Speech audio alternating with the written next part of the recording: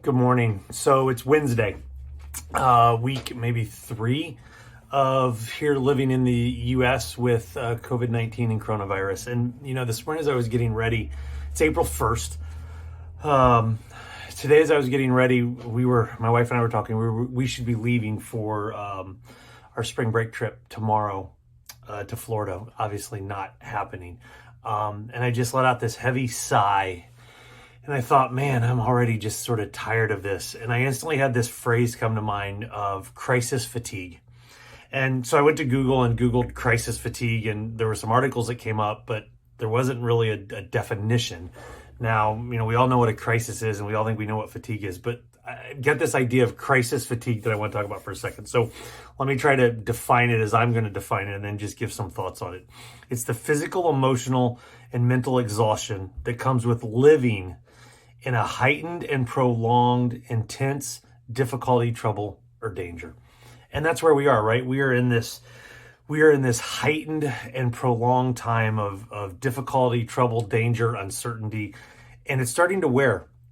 It's starting to wear on people. And so some thoughts on crisis fatigue and how we can respond as leaders, but really just as people to each other. And here's the first idea is that we've got to give people grace. Everybody deals with stress and difficulty differently. Some people that every time something bad or bad happens, or they get scared or they get nervous, they laugh. Maybe they tell jokes. And while others could see that as insensitive, sure it might be, but it also just might be their way of coping, and we don't know that. Some people cry. Some people get down, physically, mentally down. You can see it on them.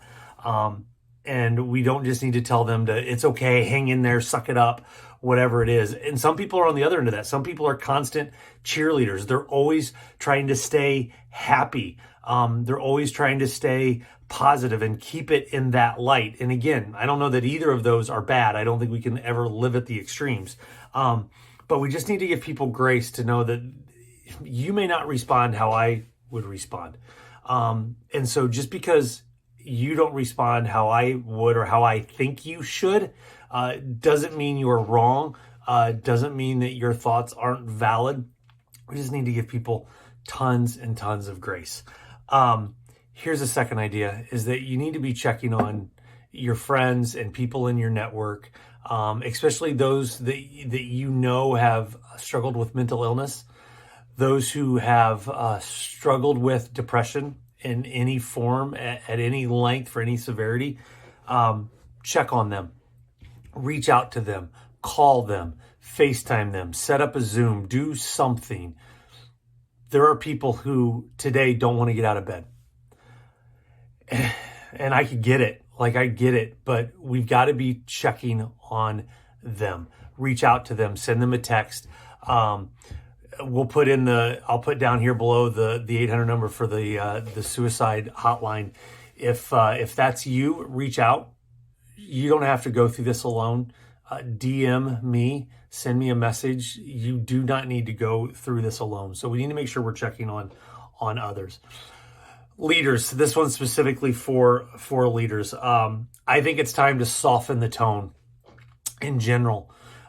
It's been almost 3 weeks. It's going to go on and on. I think the time for rah, push through it, is probably, not done, but it's time to let that take a back seat, to lead with compassion and to lead with empathy. For those of you who are still working and still able to go to work, or even work from home, that's great. But I would argue we're beginning to reach a tipping point where work is now a secondary or a tertiary priority.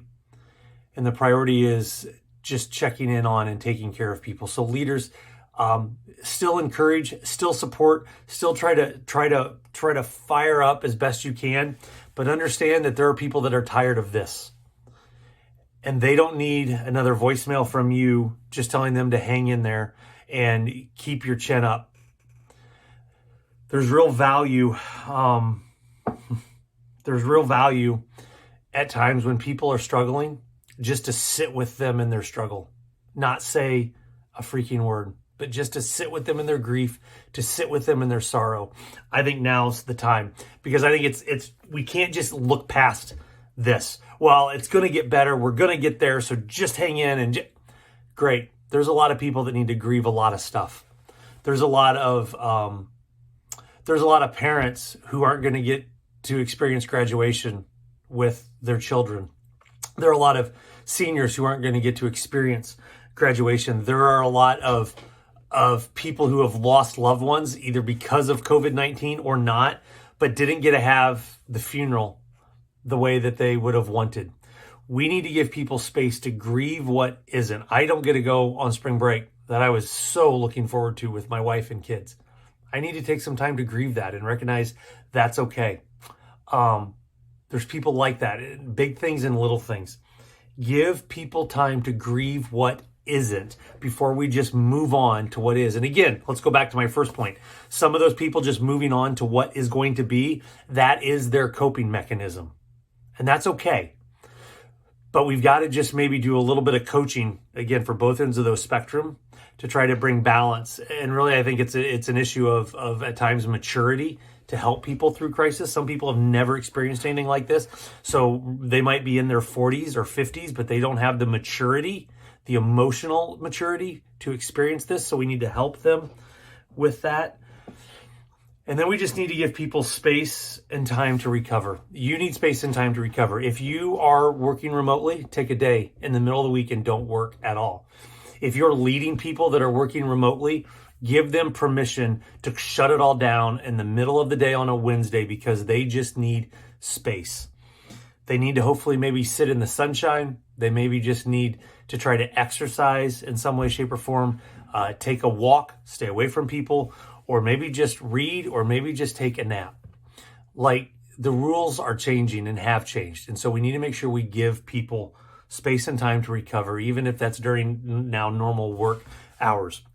Because I'm going to argue there's nothing normal about now. So I know it's hard. And for those of you who have things that aren't going to happen, I'm sorry. And I'm with you. And it just sucks. And it's frustrating and it's aggravating, and it's hard.